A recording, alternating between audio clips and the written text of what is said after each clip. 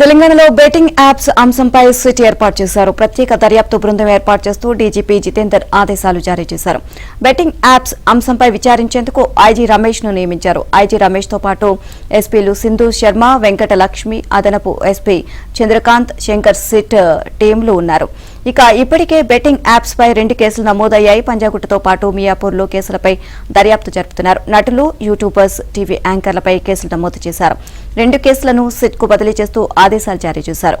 3 నెలల్లోగా పూర్తిస్థాయి నివేదిక అందించాలని డీజీపీకి ఆదేశించారు.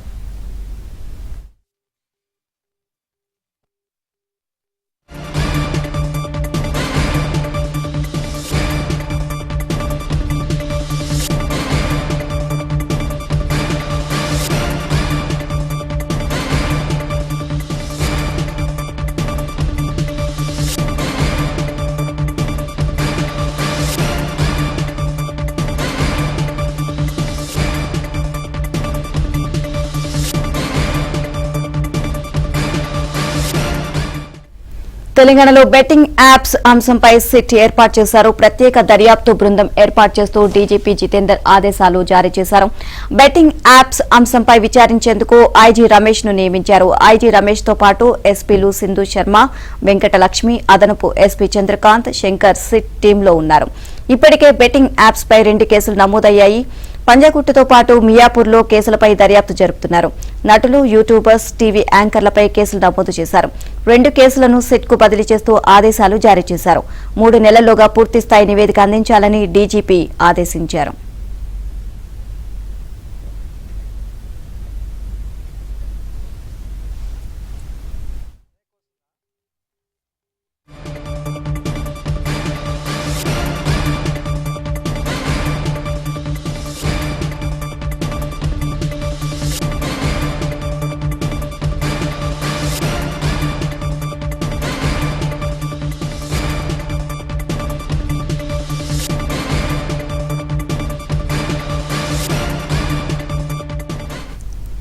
ఓవరాల్ గా ఇదే అంశానికి సంబంధించి మరిన్ని అప్డేట్స్ మా క్రైమ్ కరెస్పాండెంట్ శశిని అడిగి తెలుసుకుందాం. శశి, బెట్టింగ్ యాప్స్ కేసుకు సంబంధించి ప్రత్యేక బృందాన్ని కూడా ఏర్పాటు చేసినట్లుగా తెలుస్తుంది. ఓవరాల్ గా అప్డేట్స్ ఏంటి? ఈ బెట్టింగ్ యాప్స్ వ్యవహారం మీద ప్రభుత్వం చాలా సీరియస్గా వ్యవహరిస్తుంది. బెట్టింగ్ యాప్స్ని నిరోధించాలంటూ కూడా ఇప్పటికే ప్రభుత్వం భావిస్తోంది. సో ఈ బెట్టింగ్ యాప్స్కి ఎవరైనా సరే ప్రత్యక్షంగా పరోక్షంగా సహకరించి ఇతరులకు ఇబ్బంది కలిగించేలా లేకపోతే ఇతరులను అగాధంలోకి నెట్టేసేలా ఈ బెట్టింగ్ యాప్స్ వ్యవహరిస్తే మాత్రం ఖచ్చితంగా తీవ్ర చర్యలు ఉంటాయంటూ కూడా ఇప్పటికే సీఎం అసెంబ్లీ వేదిక స్పష్టం చేయడం జరిగింది. ఇందుకు సంబంధించిన ఒక సిట్ ఏర్పాటు చేస్తామంటూ కూడా ఆయన అసెంబ్లీలో ప్రకటించారు. సో ఇందులో భాగంగానే 5 సభ్యులతో కూడినటువంటి ఒక ప్రత్యేకమైనటువంటి దర్యాప్తు బృందాన్ని ఈ బెట్టింగ్ యాప్స్ దర్యాప్తు కోసం ఇప్పటికే ఏర్పాటు చేయడం జరిగింది.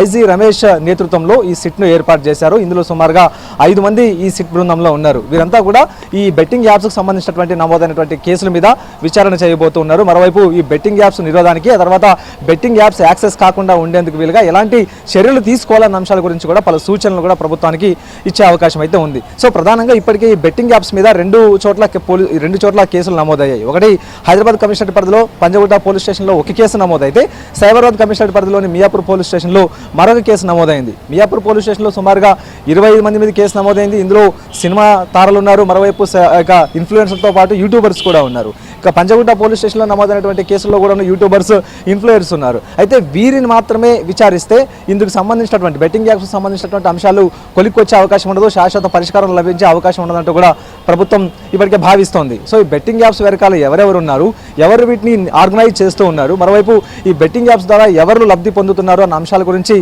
లోతుగా దర్యాప్తు చేసి వారి మీద చర్యలు తీసుకుంటే తప్ప ఈ బెట్టింగ్ యాప్స్ అంశానికి శాశ్వత పరిష్కారం లభించదంటూ కూడా ప్రభుత్వం భావిస్తుంది. సో అందుకనుగుణంగానే ఇప్పుడు సిట్ ఏర్పాటు చేసి ఈ బెట్టింగ్ యాప్స్కి సంబంధించినటువంటి నిర్వాహకులు ఎవరైతే ఉన్నారో వారి మీద కఠిన చర్యలు తీసుకునే విధంగా కూడా ఈ సిట్ పనిచేయబోతుంది. ఇప్పటికే ఈ బెట్టింగ్ యాప్స్కి సంబంధించినటువంటి అంశాల మీద, ఈ నమోదైనటువంటి కేసుల మీద 90 రోజుల్లోపు పూర్తి స్థాయి నివేదిక ఇవ్వాలి, దర్యాప్తును పూర్తి చేసినట్టు కూడా ఇప్పటికే స్పష్టం చేయడం జరిగింది. సో ఇందులో భాగంగానే 90 రోజుల్లో ఈ యొక్క దర్యాప్తును పూర్తి చేసి నివేదిక కూడా ప్రభుత్వానికి సమర్పించనుంది. మరోవైపు బెట్టింగ్ యాప్స్ నిరోధానికి ఎలాంటి చర్యలు తీసుకోవాలి కూడా సూచనలు కూడా ప్రభుత్వానికి చేయనుంది. నీలిమ.